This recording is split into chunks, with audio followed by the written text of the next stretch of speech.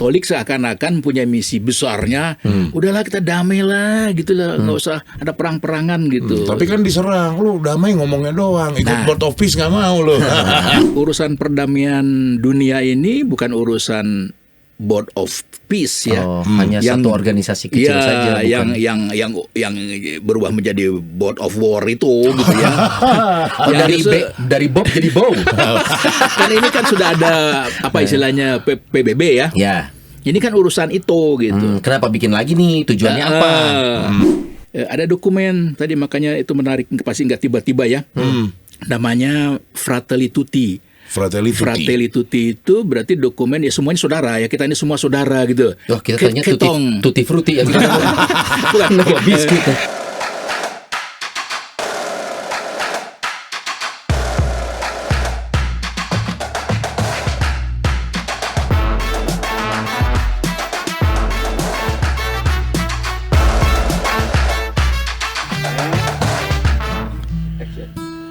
Udah ya Son, cukup TikTokannya cukup. Ya, episode sebelumnya kita TikTokan malah jadi ya gitulah ya. Komentar nggak bagus juga. Ya udah deh, nggak jadi deh. Malah jadi jualan susah ini Son gara-gara TikTokannya. Tapi di TikTok lu pernah nemu nggak? Apa?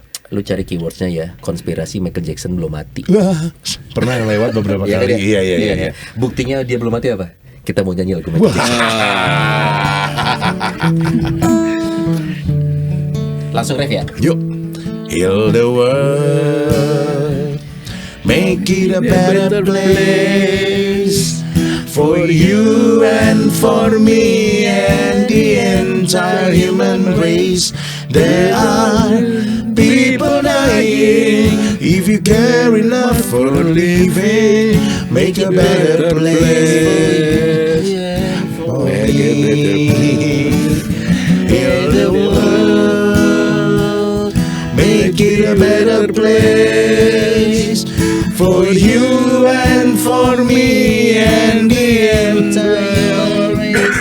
There are people dying. If you care enough for living, make a better place for you and for me. You and for me. You and for me.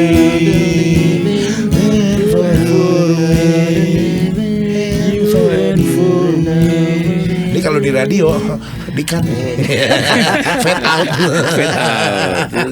Heal the World by Michael Jackson. Buat Gen Z yang nggak tahu, itu lagu Michael Jackson ya adik-adik ya. Itu lagu dari King of Pop. Betul, dan yang pastinya lagu ini viral kalau ada perang. Iya betul. Istilahnya kalau di Indonesia kalau ada yang meninggal lagu opik. Oh iya. Na na na na na na na na. Kan kalau yang meninggal itu. Iya betul. Nah, kalau ada peperangan, Heal the World. Kalau di Indosiar lagunya emang ada? Iya kalau lagu Azab, ingat gak lu yang mana? Oh. Kalau Indonesia gue ingatnya FTV, iya benar. Dia aku terkendang menelan dia. Lagi Charlie.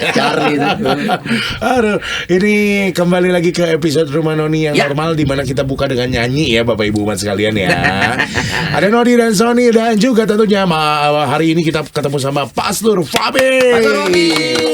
Di tengah-tengah kesibukannya mengajar, Pastor. Belum mulai semester baru, Pastor?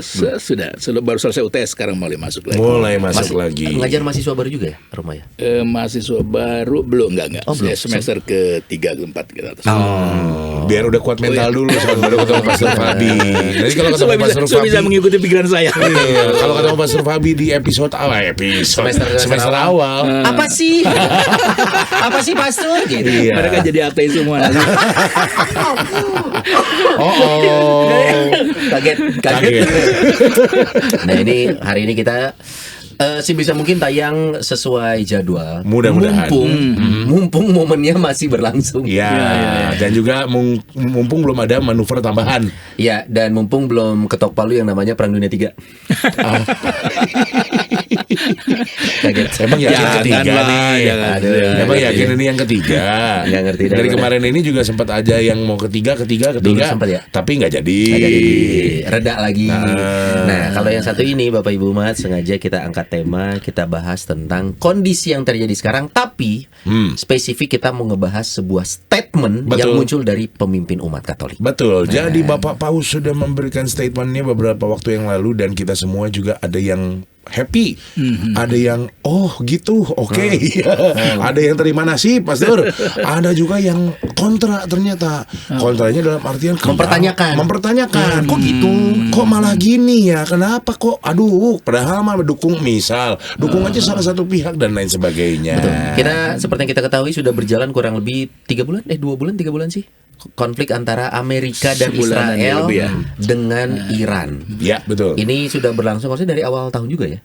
Ya, gesekannya sudah dari lama, tapi memang pecahnya baru beberapa bulan ini. Betul. Tapi harga-harga melambung mulai sebulan terakhir. Dampaknya mulai terasa. Hai Anda pemilik mobil diesel yang harus mengisinya dengan diesel yang non-subsidi. Mamam tuh. Nah, termasuk saya. Nah, kita bicara soal sekarang Amerika Israel yang katanya mendukung, bersekutu. Ini melawan Iran. Ada yang mengatakan ini perang, kategorinya perang antara Amerika Serikat Israel melawan Iran. Nah, yang mau kita bahas adalah statement sebenarnya ya. Tapi mungkin kita mau mengingatkan dulu Bapak Ibu umat, silakan mencari sendiri sambil nanti mungkin kita akan coba bahas menyinggung sedikit. Kita tidak akan membahas secara detail konflik Israel Palestina. Terlalu kompleks dan mungkin sumber kita mencari informasinya bisa beda-beda nih. Betul. Makanya silakan cari sendiri. Tapi yang pasti faktanya sekarang adalah Israel dan Amerika sedang berkonflik melawan Iran. Itu sedikit banyak ada pengaruhnya kah sama Israel Palestina? Karena kan sebenarnya yang bersekutu Amerika Israel. Iran Palestina entahlah. Karena kalau ngomongin politiknya bisa menjadi mendukung, bisa jadi cuek. Karena negara-negara Arab ada yang bilang ya responnya biasa saja, mendukung banget enggak? Tidak juga tidak. Tapi kalau secara teritori mungkin ada irisan tuh. Ada irisan, deketan juga ya kan. Berkaitan dengan terakhir ada isu Board of Peace. Kenapa ini kita bahas? Karena negara kita bagian, bro. Ikutan. Ikutan ya. Board of Peace. Betul. Nah, burung perdamaian kan? Makanya ini membuat kita mungkin umat Katolik di Indonesia semakin bertanya-tanya. Oke, negara secara politik negara kita ada peran nih dalam kondisi ini. Kemudian sebagai umat Katolik kemarin sudah ada statement dari Paus kita. Statementnya seperti itu. Nah, kita ngebahas itunya aja. Mohon maaf, Paus kita. Lah, kan gini tangannya. Paus kami. Kami dari Anda. Enggak, Paus itu milik dunia, bukan milik orang Katolik saja. Oh gitu. Berarti nggak salah dong, Sony. Nggak salah. Ya. Jadi gini, tata suci sudah diakui oleh Sony barusan. Paus kita. Nah, ini saat keluar konsep Board of Peace itu adalah inisiasi dari Amerika Serikat. Bapak Ibu tolong mohon jangan ambil sisi politiknya. Kita mau faktanya aja, kita fakta aja. Dibentuk oleh Amerika Serikat, di mana di dalamnya mengundang beberapa negara. Termasuk Vatikan juga diundang waktu itu. Tujuannya adalah untuk stabilisasi perdamaian. Tujuan akhirnya adalah untuk Israel Palestina ya kalau nggak salah ya. Ya, antara lain. Nah, di dalamnya nih ada nih Board of Peace Indonesia jadi bagian.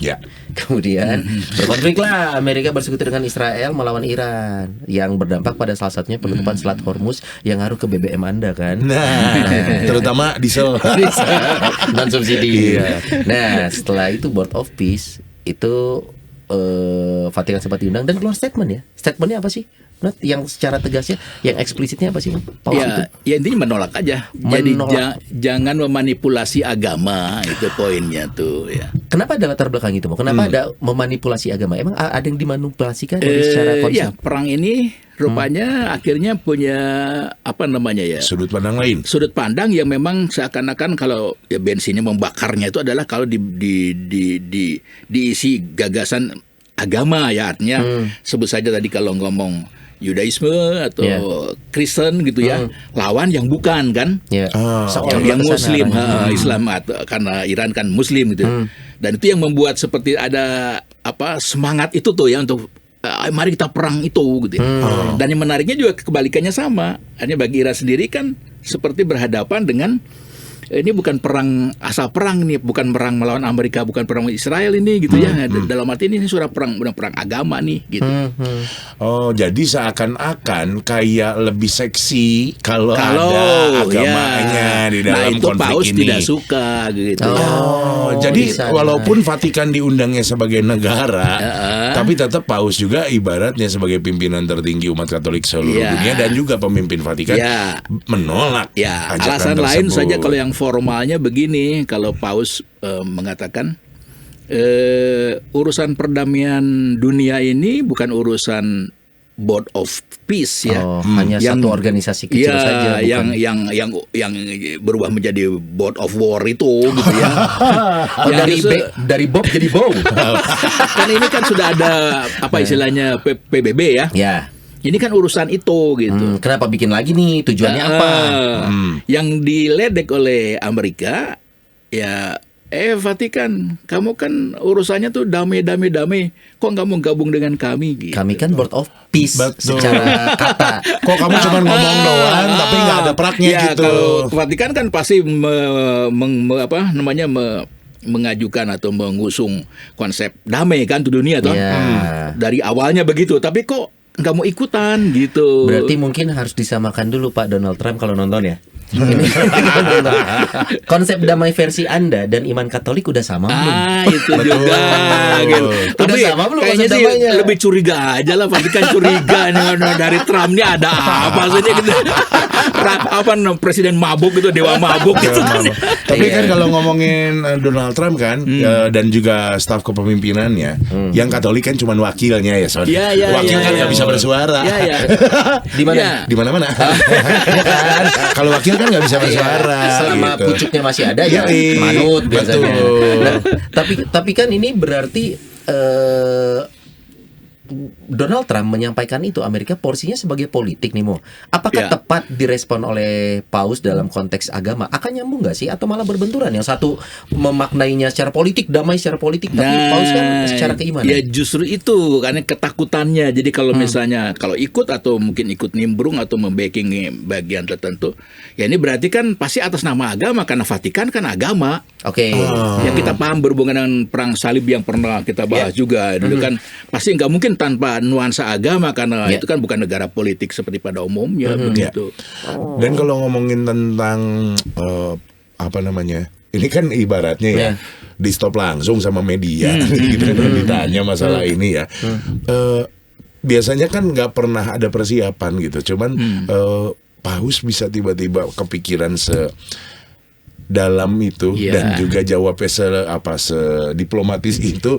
Wah, itu kayaknya bukan hal yang biasa, Pastor, ya, bener nggak? Pastor Fabi tiba-tiba keluar rumah udah ada wartawan ditanya, kudu mikir heula meureun gitu. Nah itu benar pertanyaannya. Berarti itu apa kayak semacam doorstop ya, Son, istilahnya? Iya, doorstop. Dan itu jauh sebelumnya Paus Fransiskus ya.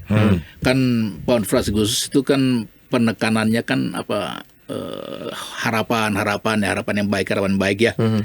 Kalau Paus Benediktus itu iman ya. Paus Paul kedua itu kan cinta.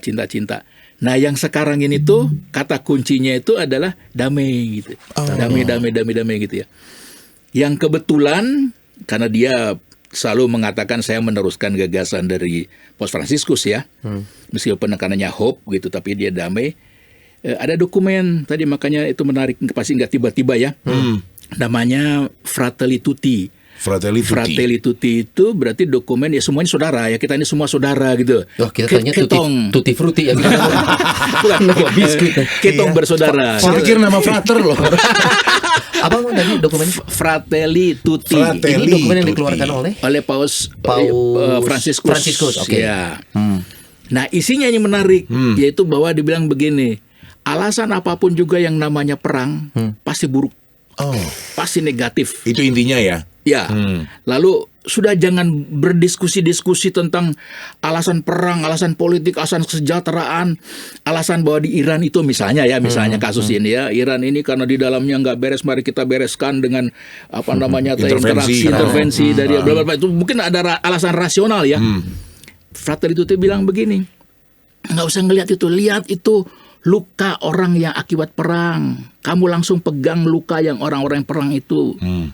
Jadi langsung kepada realitasnya gitu ya. Dan itu berarti sangat menyakitkan, sangat menyedihkan gitu loh. Dampaknya. Jangan gitu. cari rasionalisasi apa segala macam. Maka dia katakan perang stop. Jangan perang. Tidak boleh ada perang lagi gitu.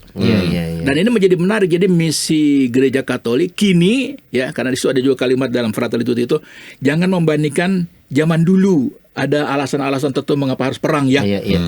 Termasuk dalam kitab suci bahwa Allah tuh juga suka perang macam gitu ya, membela orang perang macam gitu ya. Dan kita tahu perang salib juga ada reasoning segala macam itu ya. Kata dia sekarang stop, tidak ada lagi alasan untuk perang apapun juga. Itu make sense ya, karena kalau kita bicara sejarah dunia, kenapa dulu ada perang? Dulu eranya kolonialisasi. Negara yang satu menaklukkan negara yang lain. Tujuannya kalau era gold gospel glory bla bla.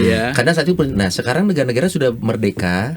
Kemudian kondisi, kalau kita ngomong idealnya, udah pada normal nih.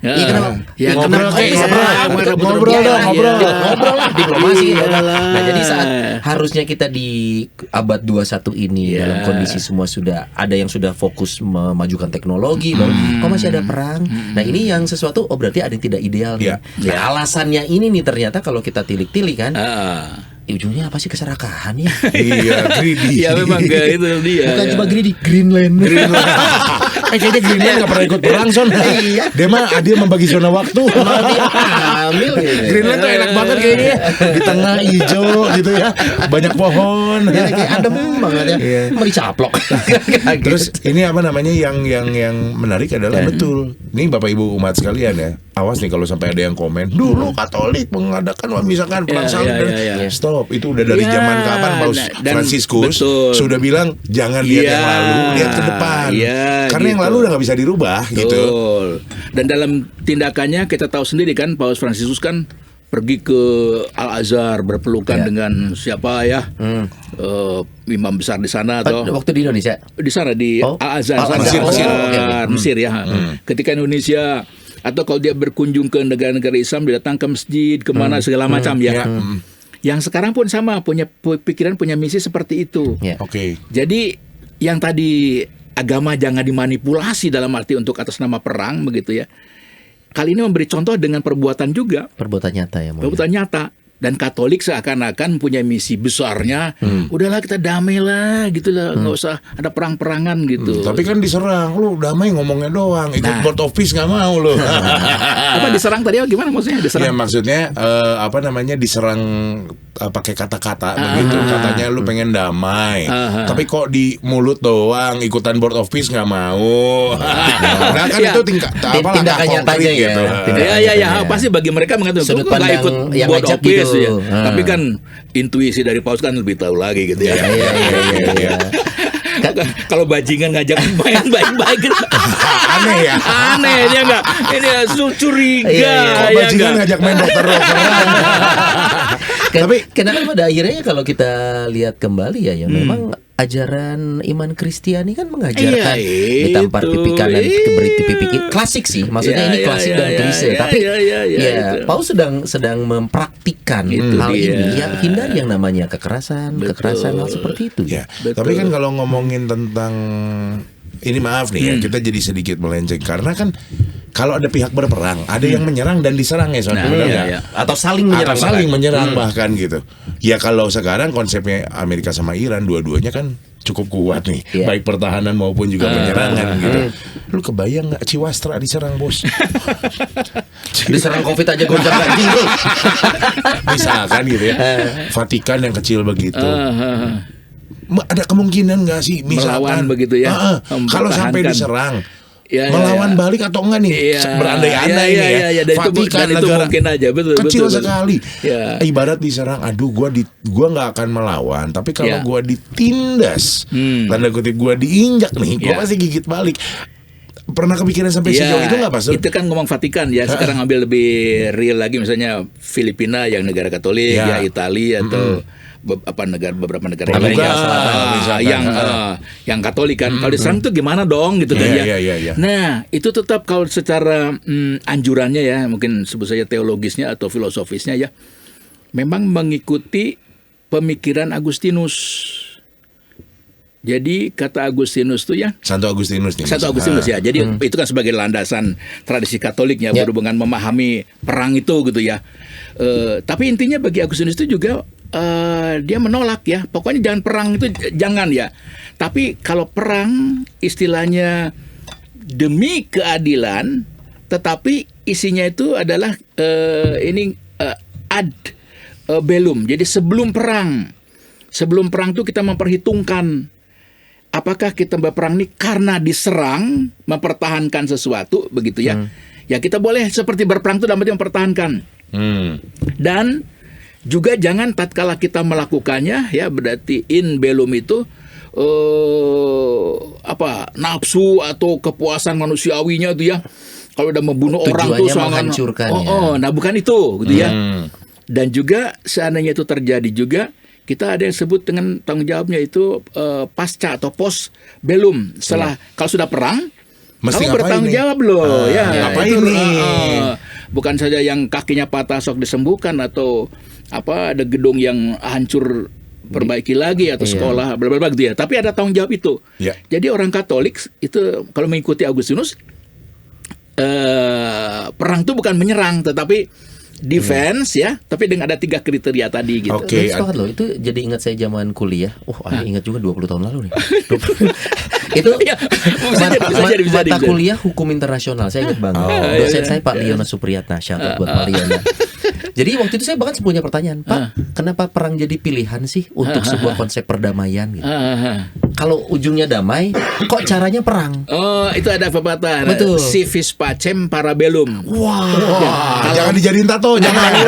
Ada perang-perangnya Jadi, itu. kalau mau damai, siapkanlah perang. Betul. Dan tadi Iran atau Korea Utara kan punya pikiran begitu. Iya. Saya aja punya nuklir yang sekali pencet bisa menghancurkan dunia ini gitu kan. Berarti kan mempersiapkan perang supaya damai gitu. Nah, tapi memang akhirnya beliau menjelaskan sih, ada kalanya kalau kita bicara ujungnya adalah perdamaian, caranya adalah perang, maka yang diatur bukan jangan berperang, tapi how to do the war. Makanya ada aturan perang yang disepakati oleh dunia. Kayak rumah sakit jangan diserang. Betul.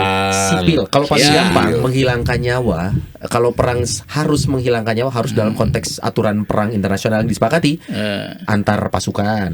Itu yang diperkenankan. Itu pun tidak dalam konteks boleh menghilangkan nyawa, bukan ya. Melumpuhkan begitu. Bahkan yang dilarang adalah sipil, perempuan, anak-anak. Itu sudah aturan perang jelas. Itu sebenarnya sudah diatur. Tapi itu aturan kan Tapi itu aturan.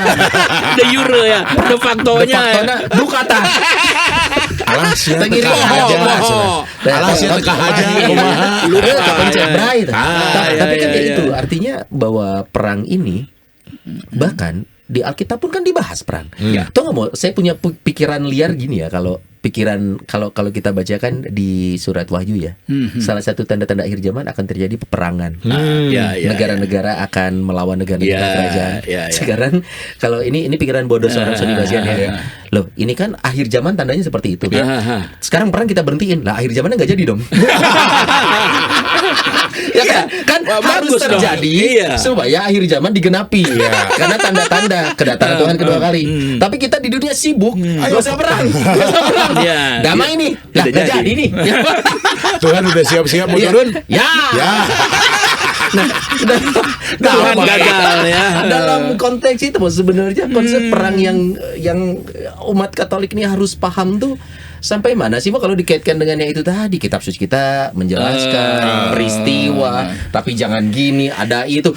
Pusing ya kitab suci pasti bukan hanya yang mau menerangkan apa yang sedang terjadi gitu, tapi juga secara futuristik ya apa yang akan terjadi ya. Kalau itu sebagai suatu penjelasan ya apa yang akan terjadi, kan kita bisa menghalangi supaya tidak terjadi. Itu kan bagus toh.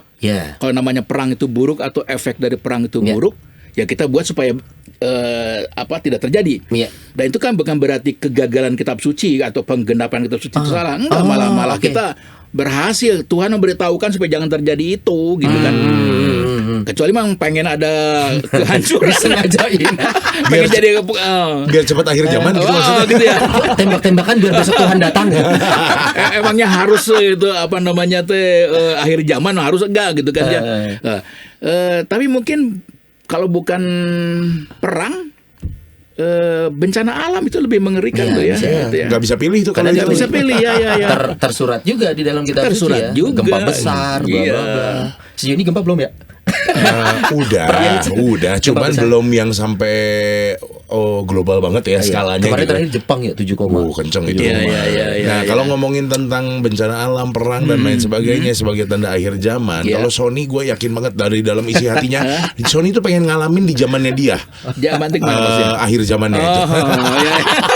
Sebenarnya tahu nggak kalau akhir zaman terjadi di zaman gue? Kiamat ya. Ayat ini akan jadi pembuktiannya, bro. Apa sih itu isinya? Matius 10 ayat 22 mo. Aduh, anak itu isinya. Dan kau akan dibenci semua orang oleh karena namaku, tapi siapa yang bertahan sampai kesudahannya akan selamat. Ya, ini nih yang berhubungan apa namanya Dajjal dan atau Armageddon itu, ya itu ada jawabannya. Udah, close. Nanti dulu Son, ini masih banyak yang penasaran. Sekarang sebagai umat, sebagai umat Katolik, warga gereja yang nonton Rumah Noni khususnya ya Pastor, harus bersikap gimana kalau ada orang ngajak debat masalah perang. Terus kalau nggak misalkan ngajakin perang di jalan tiba-tiba dibaledog batu, apakah kasih kaca sebelah kiri? Misalkan gitu ya. Ini perang di sini nggak cuma perang personal lah ini Mbak ya, lebih ke personal, perang sama kehidupan kita sehari-hari nih. Manusia juga setiap hari ngalamin perang. Pagi bangun tidur, aduh cuacanya perang enak batin banget buat tidur, tapi gua harus kerja. Itu kan perang batin tuh, ya kan? Dilematis itu. Dilematis. Nah, menurut Pastor, umat Katolik sendiri menghadapi perang yang global sama perang yang batin pribadi harus gimana bersikap sih Pastor? Kembali ke Injil aja, mau kemana lagi dong? Itu kan paradigma kita ya enggak? Bahwa artinya kita tuh cinta damai ya. Kalau kita dulu pernah ngomong Pax et Bonum ya dari Franciscus itu kan. Kedamaian dan kebaikan kan, itu landasan dari seluruh kehidupan misalnya ya. Kurang indah apa itu ya? Kurang indah kedamaian apa dan kehidupan. Apa tadi? Pax et Bonum, kebaikan dan kedamaian. Kedamaian kurang indah apa itu? Ya. Nah, berarti kan secara personal juga kalau itu landasannya itu kan berarti ya saya tidak berikhtiar bagaimana sekarang. Ya bukan berarti radikal ditempelin bibir-bibir ke kanan, bukanlah gitu ya. Tapi kan ngapain kita mesti mempersiapkan melawan? Atau karena apa istilahnya kapan-kapan saya akan hajar kamu di mana gitu kan, balas dendam atau macam gitu kan. Kan Katolisme enggak, mungkin memaafkan itu. Berat sih, tapi ya harus begitu gitu. Berat tapi disuruh Tuhannya gitu. Tuhan nyuruhnya gitu. Iya, yang susah itu yang dilawan tuh bukan lawannya tapi diri sendiri ya Mas. Aduh, orang teh yang nenggel si Sony. Tapi Tuhan nyuruhnya jangan. Disitulah umat belajar semuanya untuk menjadi seorang pengikut ya. Nah, dalam Katolisme itu saja Aquinas ya pernah mengajarkan itu kan virtue ya, keutamaan. Ketika kita bisa menahan diri ya, tidak melampiaskan nafsu atau angkara murka itu ya. Itu sudah berarti orang tuh saleh atau baik begitu loh ya. Into the next level gitu kan. Iya, bahwa kamu tuh bukan binatang. Kalau level apa tadi ya, kamu tuh manusia tuh begitu gitu ya. Dan manusia juga kan masih ada yang kayak binatang. Maksudnya kalau memang udah bisa menjaga kesalehan begitu kan berarti udah bukan manusia biasa itu kan. Ada satu tingkat di atas. Dan hidup kita kan begitu. Mengapa kita jadi Kristen? Karena kita tidak mau jadi manusia biasa kan, mau yang ada level lebih tinggi gitu kan. Nih kita tarik lagi ke statement Paus kita coba kembali nih. Mau menurut Romo kan Paus kita itu kan adalah Paus terbaik di zamannya. Kita pernah membahas ini ya, bahkan dengan Romo Ferry juga ya, masing-masing punya. Nah menurut Romo karakter seorang Paus Leo sekarang kan, pertama beliau bahkan berasal dari Amerika Serikat. Itu yang sempat orang banyak lah. Bukannya lu berteman sama Trump? Karena basicnya sama-sama orang Amerika gitu kan. Terus menurut Romo ini memang karakter seorang Paus Leo kita sekarang yang terlepas dari latar belakangnya, tapi kita nggak lupa juga historical ini ya, kehidupan sebagai beliau berasal dari Amerika Serikat. Ya, lama Kira-kira- di Peru, di lama di Afrika, Peru. ya. Nah, cerita apa sih? Kenapa Paus Leo mengambil langkah ini yang buat orang-orang tidak semuanya langsung bersepakat mengerti maknanya gitu. Tidak semua orang langsung setuju. Benar nih Paus Leo ya, gitu. Saya tidak merasa sangat spesifik Paus Leo ya. Saya tidak merasa itu ya. Paling tidak di Paus Fransiskus ya.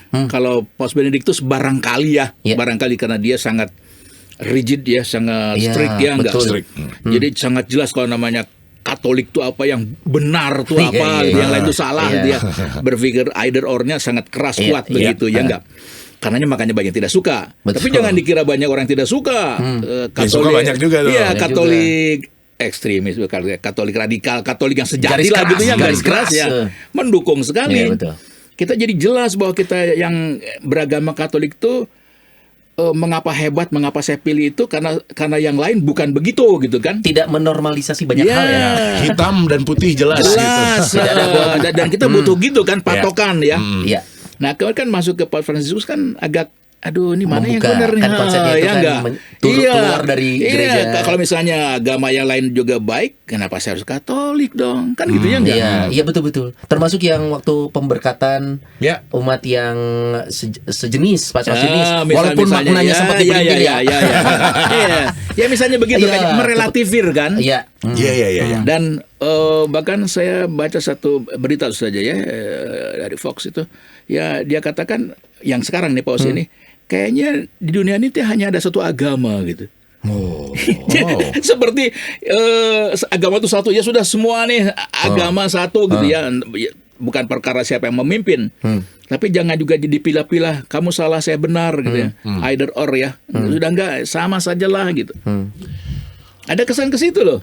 Dan itu kan berarti kalau namanya merelativir bisa bingung ke umat. Iya. Nah, perkara yang detailnya misalnya kawin campur jadi masalah atau yang atau jadi masalah toh. Atau misalnya kerukunan beragama atau segala macam mungkin jadi tidak masalah, tapi mungkin jadi tempatnya jadi masalah, berarti banyak orang Katolik yang tidak yang murtad gitu karena sama saja teh ya. Iya. Walaupun de facto sampai hari ini yang saya dengar berita yang Katolik di seluruh dunia ya, termasuk Indonesia ya. Bertambah ya? Tambah ya. Ya. Kemarin aja lagi Vigili Paskah di Amerika tuh 40.000 loh yang dibaptis. Iya, itu katanya. Kan kita ngomong Amerika ya, mereka negara sekuler kayak begitu. Salah satu contoh di kita war jam Paskah. War kursi. 2 jam sebelum jam misa udah pada datang, menunjukkan umat kita bertambah. Son, ada yang 4 jam sebelum misa. Luar itu biasa. Keren. 4 jam sebelum misa loh kemarin. Dan saking pengennya misa dengan khusyuk di dalam gereja ya. Iya benar. Kita datang, gue datang ke gereja nggak mepet tuh aneh Son. Tapi kalau terakhir suci setengah jam sebelum, kami udah kedapatannya bukan di dalam gereja lagi, tapi di aula tier ketiga. Jadi aula utama, aula yang pinggir, kapel, sama aula yang Minggu suci gue semuanya 1 jam sebelum. 1 jam sebelum. Luar biasa. Iya benar ya, memang sudah harus ya. Mudah-mudahan itu jadi ukuran yang baik untuk pertumbuhan umat Katolik ya. Kita sedang mengalami hal yang dulu kita nggak ada lo gini-gini ya. Sekarang sedang mengalami, dan itu hal yang baik sih. Tapi ini kita kembali lagi ke statement Paus ini. Semoga minimal umat Katolik di Indonesia ini memahami apa statement yang disampaikan oleh Paus, dan yang penting bukan hanya memahami, saat ada orang bertanya dia bisa menjelaskan. Orang lain ini nih. Maksud Paus ngomong itu apa sih, Bro? Pemimpin lu tuh. Maksudnya kenapa nggak mau gabung BOP? Waduh. Iya, soalnya biasanya kalau Paus aku nongkrongnya di BIP. Bukan BOP. Tapi Pastor ini kepikiran nggak sama Pastor Fabi ya? Dari sekian banyak pimpinan umat, kok Paus yang di-highlight ya? Heran nggak? Oh, itu hampir selalu ya, karena itu memang hampir selalu. Dia hari ini juga Person of the Year dari majalah Time ya, cover ya, dan hampir selalu karena Paus itu adalah parameter moral benar-benar dunia ya. Iya. Dimanapun akan mengacu bagaimana kita menunggu Paus ngomong apa sih gitu ya, yang namanya benar atau salah tuh. Contohnya tadi LGBT itu ya, boleh nggak boleh itu kan ingin dengar, boleh aja di sini berdebat agama, silakan berdebat, tapi kalau kata Paus gimana sih? Iya gitu. Tetap kayak yang dituakan begitu kemarin ya. Ya kalau parameter kan Paus bilang gitu, ya sudah kita ikuti gitu ya. Yang kita percayakan beliau meneruskan ya mengambil peran itu di dunia ya kita ke sana ikut apa kata kita beliau ikut kan. itu saja. Nah, walaupun setelah itu sempat terjadi bukan perang ya, kalau perang kan dua arah. Donald Trump tampak tidak puas dengan bersuit dong. Nah ini untungnya itu dia ya, peran sebagai paus kan harus saat di depan publik ya harus sebijaksana itu. Walaupun kita nggak tahu isi hati paus ya. Pengen tahu paus sebenarnya ke Donald Trump gimana sih? Apa memang jangan-jangan memang udah kenal lama gitu. Bisa jadi kan sama-sama dari Amerika ya. Mungkin sebelumnya berteman. Nggak ada berita ketemu. Kalau wakilnya sih iya ya, berkunjung kan, pernah berkunjung. Mungkin pertanyaannya, jangan-jangan paus ini nggak mau ketemu Donald Trump. I think so, itu lebih kayak gitu. Lebih mungkin loh. Lebih mungkin gitu ya. Nih Bapak Ibu boleh nyari beritanya ya, tapi tahu nggak cerita tentang Donald Trump ini yang unik saat Donald Trump pemilihan presiden pertama, saat dia periode pertama sebelum Joe Biden, dia itu kan diberkati para pendeta. Iya. Dia mengklaim dirinya as a Christian. Tapi terakhir dia tuh Yahudi. Malah Yahudi juga ya. Dia berdoa di tembok ratapan dan saat ada sebuah talk show, Bapak Ibu boleh cari infonya. Bisa jadi saya salah, tapi yang saya tonton seperti itu. Dia bahkan ada hostnya mengatakan, ya nih presiden Yahudi kita yang pertama, kata Donald Trump. That's true. That's true. Itu kan agama dimanipulasi. Itu khawatirnya, itu yang dikritisi juga mungkin oleh Paus, bahwa lo kalau pakai bungkus agama dan dijadikan dasar untuk mengambil langkah-langkah politik, itu yang dikritisi. Serem. Ngeri juga ya. Dan apakah ini juga salah satu bukti bahwa segala hal, segala cara dihalalkan begitu untuk mencapai tujuan. Berarti kan ini gaya-gaya negara-negara sekarang atau penguasa-penguasa sekarang kan, segala hal dimaklumkan gitu. Kita sekali lagi tidak menyatakan berpihak kemana nih, tapi kondisinya ke situ lah. Sikap Katolik bahwa tidak boleh bermain-main dengan agama atau tidak boleh mengatasnamakan agama. Tapi ada sebab musababnya kenapa ini semua bisa terjadi. Maksudnya silakan googling. Ada kecemasan dunia, apapun agama segala macam yang tadinya sedang baik-baik saja, tahu ada misalkan Donald Trump mengambil kebijakan, gue pengen ngambil ini, gue pengen ngambil ini, dan dia kan berstatement dan bisa dikonsum secara digital ya, bahwa ya gue pengen lakuin apa yang gue pengen lakuin. Chill. Tapi itu kan kalau Sony jadi presiden Amerika juga mungkin begitu kan, saya pengen batagor yang ada di jalan Ciwastra. Ya mau nggak mau lu mesti dikejar ke sono kan. Namanya orang punya kuasa kan, harta wanita ya kan. Kalau harta Donald Trump yang nggak usah nanya. Itu kan ibarat kalau di kartun udah kayak paman gober ya. Harta udah, tahta sekarang punya lagi. Nah makanya kita nggak tahu, makanya sekali lagi sumber mah silakan digali sendiri. Tapi yang kita mau bahas hari ini adalah respon dari seorang Paus Leo atas ajakan pihak tertentu, tapi ditolak dengan dasar itu. Jangan menggunakan agama sebagai dasar politik. Yang jadi bingung adalah kemarin ya, kalau kita gara-gara perang ini, Pastor Juju ketahan tuh kemarin kan. Oh di mana? Ketahan? Nggak bisa pulang, dia kan lagi bawa rombongan tuh ceritanya kan. Holy Land. Kebetulan juga klien saya juga ada di situ. Bareng sama Pastor Juju saya bilang. Nah, sempat ketahan dan ada beberapa rombongan juga tuh ketahan gitu kan. Nah, berarti sekarang gimana nih Pastor, udah denger info belum bahwa memang yang Holy Land, Yerusalemnya ditutup dulu atau gimana sih? Nggak dengar saya. Tapi Yerusalemnya katanya sendiri sih rada menurun sih kalau dalam arti perangnya sih ya gitu ya. Tapi berarti kalau perang kan sama Iran ya? Ini kita sama Iran. Dampaknya tapi berarti, ke Timur Tengah itu ya? Timur Tengahnya gimana nih? Bagian Yerusalem terutama misalkan, itu kan kota suci buat 3 agama besar tuh, begitu ya. Dan termasuk yang Cina, tidak ada penerbangan selama berapa hari? Karena semua bandara ditutup, dampak dari perang Amerika, Israel dan Iran. Begitu. Ya, betul. Dan sekarang sendiri malah yang daerah Gaza agak adem ayem nih kayaknya, yang nggak terlalu. Karena beritanya sedang tidak diangkat, kurang seksi. Lebih seksi Iran, Israel, Amerika sekarang sedang ke sana. Kita nggak tahu sih ya. Ya begitulah. Oke, mau ini saat Paus sudah menyatakan statementnya. yang diimani sebagai umat Katolik kan ya kita mendukung apa yang disampaikan oleh Paus, dan common sense kita juga bisa menilai. Nggak mungkin Paus mengeluarkan statement yang arahnya kontroversi atau bahkan membuat umat terpecah, nggak mungkin. Karena kita common sense kita akan mengatakan, bener, damai, sudah jelas gitu. Jadi tidak untuk bahkan tidak untuk ya gitu, kenapa Paus kita gitu? Karena kan sudah jelas umat Katolik mendukung perdamaian, jangan gini-gini. Nah ini wujud nyata kita sehari-hari apa sih, Mo? Kalau misalkan, tapi berkaitannya dengan perang ya, yang tadi mungkin pertanyaan Nodi di awal. Tapi khususnya di luar sana sedang terjadi perang di Amerika Israel melawan Iran ini. Kita tuh punya tanggung jawab, salah satunya misalkan kita posting aja sesuatu yang statement Paus supaya orang-orang pun tahu bahwa kita tuh umat Katolik. Kita punya tanggung jawab menyebarkan hal baik ini loh. Tapi kita bisa pertanggungjawabkan karena pemimpin umat kami mengatakan demikian, udah damai gitu. Perlu nggak sih kita menyebarkan hal perlu ini? Pertemuan kita sekarang pun adalah dalam rangka itu kan ya gitu ya. Ya misalnya dia menerangkan, kan ada perempuan ya yang ketika Paus sedang ngomong, kamu berhenti ngomong, kamu udah orang tua ngomong gitu ya. Ada dari Amerika. Dianggap Paus tidak tahu konteks di Iran yang membantai ribuan katanya ya, ribuan orang dibantai ya.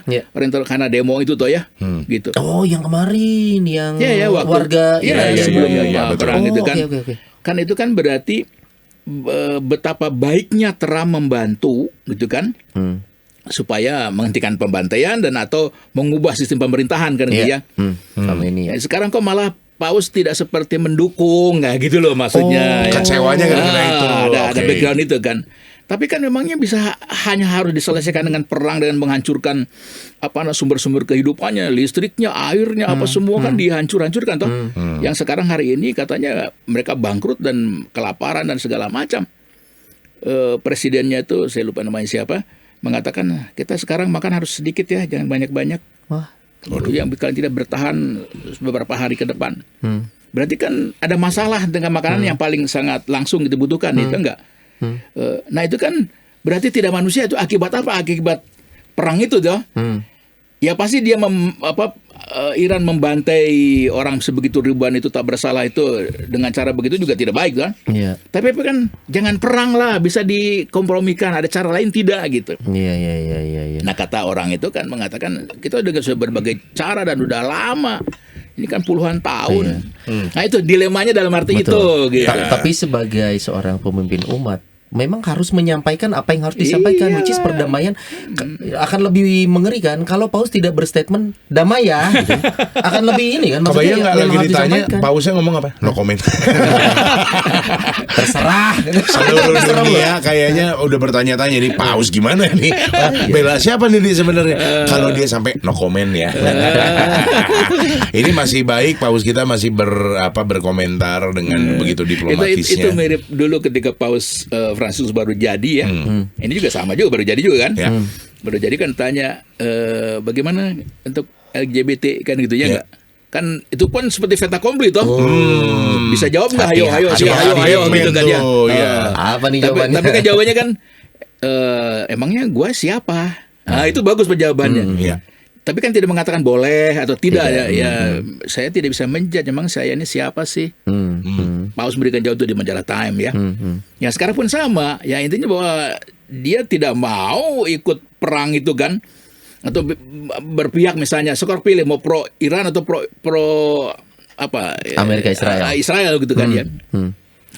Memangnya tidak pro dengan Israel dan Amerika, itu kan Kristen dan atau Yahudi lebih dekat lah gitu daripada ke taruhlah Islam Iran. Gitu ya Iran. Gitu. Nah, ini bayangin ya kalau ternyata Paus, Vatikan ngedukung Iran atau sebaliknya, Vatikan ngedukung Amerika Israel. Yang bergejolak umat. Kok ngedukung salah satu? Iya Bapak katanya ya milih salah satu. Kita di sini langsung dibantai ya kalau kita. Iya bisa jadi. Tapi ya balik lagi, untung jawaban yang ya maksudnya bijaksana itu. Kenapa dipilih jadi Paus juga kan sudah berarti ada orang ini berhikmat gitu mungkin. Harapannya kan statement Paus ini berdampak ya.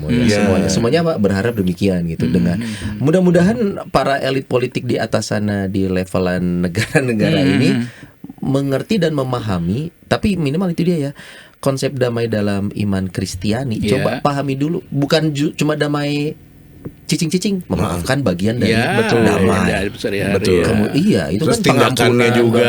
Iya, itu bagian dari konsep perdamaian iman Kristiani. Yang jadi pertanyaan saya adalah kalau sampai ini, maaf ya, korban perang berjatuhan begitu ya. Ketika gerakan-gerakan membantu mereka korban perang, nggak lihat pandang bulu nih Son ya, misalkan. Tapi contoh semacam ada donasi.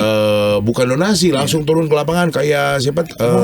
Suster siapa lah yang dulu teh dari Kalkuta tuh, Mother Teresa. Mother Teresa turun dengan jubahnya, atribut Katolik, bantu korban perang. Tapi misalkan di Iran, wah itu mata dunia juga akan lihat tuh, wah ngebelain Iran tuh.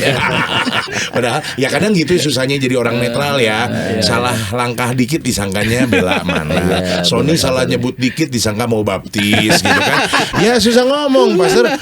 Ini mudah-mudahan sih semua pihak lebih cepat disadarkan, disabarkan juga gitu ya. Dan mudah-mudahan yang keinginan Sony lihat akhir dunia jangan juga kejadian. Dia mah pengen jadi saksi, Seru tahu. Oh gini. Itu tuh melihat penggenapan Alkitab di depan oleh mata sendiri, keren gak sih? Keren. Wah, ada binatang keluar dari laut. Sony itu tukang nonton film. Dan film dalam setahun inilah ya atau 2 tahunan ini kan banyak tema-tema yang akhir dunia, akhir waktu, gitu. Akhir zaman, akhir gitu. Revelation sedang dibuat versi AI-nya tuh. Tuh kan makanya tuh. Kitab Wahyu itu versi AI-nya ada. Jadi kalau pengen punya gambaran visual selain baca, naga berkepala 3 keluar dari laut. Oh gini gambarannya. Tapi kayak akhirnya korap deh. Terus tiba-tiba wah kok gini. Ada. Cuma begini gitu ya. Cuma begini. Wah ini dulu berapa saat sebelum perang ini sempat digadang-gadang calon perang dunia 3 di Padang tuh berarti. Bukan itu maksudnya. Gadang. Gog Magog sempat terbahas orang Madura oleh Gog Magog. Sempat kebahas. Sempat orang cocok logi. Gog Magog itu negara mana sih? Apakah ini Persia? Apakah Iran? Apakah Iran akan menjadi sosok dalam Alkitab dibahas untuk terlalu cepatkah kita atau terlalu gegabahkah kita menyamakan kondisi sekarang dicocok logikan ke kitab suci kita? Susah ya ngomongnya. Tapi kalau ngomong pusat dunia apapun juga tuh memang Timur Tengah tuh ya pusatnya ya. Nabi-nabi datang dari sana. Ya. Terus pusat 3 agama besar juga di Yerusalem, sentral lah ya. Yang namanya sentral tahu sendiri itu ya. Dan semua dunia punya perhatian di sana karena mungkin loba minyak lah gitu apa segala macam secara ekonomi ya. Betul. Ya, dan itu bukannya saja tadi ngomong barat, dari Cina saja punya perhatian ke sana ya. Banyak kebutuhan di sana lah gitu tuh ya. Terus juga kelihatan dari sejarah kan Timur Tengah selalu bergolak terus ya. Ya tidak pernah tidak cicing gitu. Ada tuh berita tuh di sana sampai banyak ahli-ahli termasuk Indonesia tuh kayaknya spesialisasinya spesialis Timur Tengah, spesialis itu. Kalau hanya belajar itu hukum atau apa? Hukum ya. Bukan hukum internasional ya. Bukan. Nah, itu kan seakan-akan kalau ahli di bidang Timur Tengah maka berarti seakan-akan tahu tentang segala macam permasalahan dunia gitu ya enggak gitu ya. Atau namanya berhubungan dengan ilmu perangnya atau apa saja namanya ya.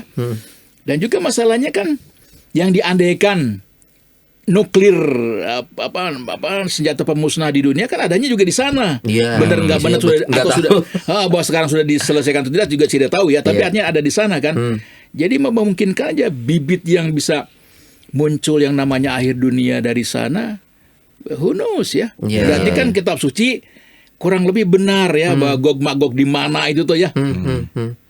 Kita kan ngomong persis negara mana ya. Iya kan betul karena ada Nodi ngasih ide bahasan kayak bahasa di Alkitab dengan negara zaman sekarang itu sama apa enggak? Itu kan betul. Bisa kita bahas sendiri. Kalau zaman dulu tuh Iran kalau nggak salah Mesopotamia atau apa disebutnya ya? Persia. Ya. Nah, Itu kan Mesopotamia satunya di sini apa? Bakal Ya, Babilonia itu ya, di mana? gitu. Itu daerah-daerah situ semua kan. Nah, Irak tuh Babilonia gitu-gitu ke sana. makanya kalau kita tadi mencoba mengplek-plekan memaknai di kitab suci disebutnya ini, apakah negara itu? Apakah dulu disebutnya ini, sekarang ini nih, berarti ini nih biang kerok. Nah itu juga mungkin tidak bisa atau jangan jangan. gitu ya. Nah, kalau misalnya tadi Palestina aja itu sama dengan Filistin Itu beda. di mana ada Goliat yang Kalahkan sama Daud Filistin, gitu ya. iya. Enggak, beda. Itu orang Arab yang sekarang, bukan orang Filistin yang datang dari pulau Kreta daerah mana lah gitu ya, luar itu. Ada sejarahnya. Ada sejarahnya lah. Makanya kayaknya lucu Pastor bahas itu yuk, kata saya juga. Soalnya kan kalau orang Palestina, Filistin, mirip tuh ya kan. Filistin gitu. sama Filipina mirip. Waduh. Termasuk ya ngomong Israel ya. Ngomong Israel kan ya seluruhnya Israel karena anak Yakub begitu kan ya. Bahwa sisanya adalah siapa namanya Yehuda dan Manasye 12, gitu ya. Yang 10 hilang atau kemana ya. Ternyata katanya juga Pakistan, termasuk juga ke India, konon oke lah itu spekulasi. Tapi kan mengatakan ya ini Israel. Ya. Tapi yang kini muncul adalah Yehuda. Nanti kemudian campur-campur lagi ya Yahudi itu apa? Ya Yahudi itu kan berarti Yudaisme agama. Gitu kan ya. Dari Yehuda kan, Yesus dari situ gitu kan. Nah, itu tuh berarti kan mencampurkan Israel mah bapaknya Yakub namanya Israel kan, punya 12 atau 13 anaknya ya. Nah kayak gitu. Ini bisa nyambung ke tema yang bisa berbeda tapi tetap relate. Apakah Israel yang disebutkan di Alkitab, bangsa Israel adalah orang Israel yang sama yang sedang berperang ini? Sekarang. Apakah mereka orang yang sama? Lantas Zionis itu siapa? Nah itulah ngomong Zionis kan lain lagi gitu. Beda kan lagi. ya. Tapi banyak orang yang awam yang ngambil gampangnya menyamakan, plek-plekan orang Israel adalah Zionis. Padahal secara konsep Zionis juga berbeda. Bahkan ada agama juga berbeda. Zionis yang bukan Israel. Ya. Wow. Bahkan ada atau Yahudi. Betul. Ngomong Yahudi itu nggak mesti orang Israel. Ya, atau yang beragama Yudaisme. Ya silakan aja, tapi nggak mesti orang Israel. Betul. Gitu. Seperti orang kenapa ini kita banyak kampanye mengatakan Israel Palestina bukan perang agama? Ya karena di Palestina juga ada umat Katolik dan umat Kristen. Ada. Jadi korban juga.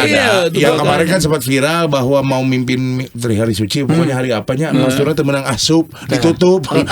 Ada. Jadi pasturnya udah datang mau mimpin misa nggak jadi, nggak boleh ditutup perbatasannya, jadi nggak boleh masuk. Oke. Gitu, karena mungkin alasan keamanan dan lain sebagainya. Ini kita mengingatkan umat aja bahwa supaya kita tidak bersumbu pendek, ilmu yang informasi yang kita dapatkan cuma secuil langsung kita jadi kesimpulan. Betul. Saya mau cari tahu panjang kisah ini tuh, dan nggak di episode ini. Tiap misa saya udah ketar-ketir kalau misalkan bacaannya tentang bangsa Israel misalkan gitu ya. Musa memimpin bangsa Israel keluar. Ini kayaknya kalau ada sumbu pendek disama-samain repot juga. Apalagi kalau debat Alkitab nyomot satu ayat dibilangnya Allah Israel. Wah. Hey, bacanya konteks bro. Jangan Allah Israel aja. Bukan gitu. Panjang itu. Luar biasa. Menyelamatkan bangsa Israel dan memberikan tanah perjanjian. Waduh kan ngeri banget, kayaknya diurapi banget nih. Itulah pentingnya mempelajari sejarah. Jadi kapan Romo kita akan bahas kota-kota dan juga daerah-daerah. Kan gue penasaran Sodom Gomora jadi apa zaman sekarang gitu loh. Sodom Gomora ya? Iya, di mana sekarang? Gue cukup yakin gak Ciwastra sih. Tapi Sony mah udah nunggu Dan Brown masalahnya. Dan Brown juga cakep. Saya siap itu. Bapak Ibu Mat, mau nggak kita bedah film sama bedah novel? Da Vinci Code yang saat itu menggemparkan. Cuman kayaknya enakan offline ya kalau gitu ya. Offline. Omset. Kalau punya ide, misalkan yuk offline, kita waktunya ada, kita di BSA, nanti kita bikin acaranya go. Atau Bapak Ibu Umat sekalian punya tempat yang mau diisi. Wah boleh, misalkan. Ada nih, nama tempat saya Gok Magog. Tapi jualnya Sate Madura Pak. Gok Magog. Serem nama tempatnya. Tapi nggak apa-apa kalau memang Bapak Ibu Umat ada tempat, misalkan yuk kita ngumpul di tempat makan saya, gitu kan. Boleh aja, kabarin aja langsung DM ke @rumahnoni. Jangan lupa follow juga dong, gitu. Baik, mau kira-kira closing statement nih berkaitan dengan statement dari Paus yang semoga ini tidak multitafsir, tapi tidak langsung diterima oleh pemimpin-pemimpin negara yang punya kepentingan tadi. Closing statementnya apa nih, Mo? Ya, kalau saya sih ya, kita kan orang Katolik selalu bersumbernya ke Vatikan ya, dan namanya Paus, Bapak Suci ya kan, Bapak kita ya. Ketika dia buat satu pernyataan tertentu pasti sudah dipikirkan itu kan. Dipikirkan artinya ada pertimbangan tradisi, pertimbangan kitab suci, pertimbangan apa segala macam toh. Iya. Dan sekarang kalau dia mengatakan ya kita cinta damai gitu ya, dan jangan ikut perang atau suka berperang atau pro kepada kemana, enggak, tapi pro-nya adalah kepada kemanusiaan gitu kan, kepada perdamaian, for the sake of humanity-nya, bukan agamanya, bukan karena Katolik dan atau Islam atau apa-apa gitu kan. Humanitasnya yang kita perhatikan gitu kan. Itu adalah kita. Gitu. As a human. Ya. As a human. Walaupun ya kalau bapak-bapak tetap ada sindiran di kantor misalkan gitu, harap tetap memperhatikan hal-hal tersebut kalau memang Anda umat Katolik. Jaga netralitas, betul. Jangan kepancing. Iya. Ini Sony pancing dikit ya merudul. Keluar. Terutama kalau nyenggol Bapak Trump tadi. Aduh. Yang lagi adem ayem mau diajak perang tuh kayak ini Greenland ini lagi la. Tempatnya gue ambil ya. Woi. Woi. Banyak minyaknya jadi. Kaget kan jadinya. Iya. Selamat beraktivitas lagi buat Anda semua yang sudah menyaksikan Rumah Noni. Terima kasih sekali. Terima kasih Mas Rufabi. Pak Fabi, thank you. Kita ketemu lagi di pembahasan lainnya ya. Bye bye.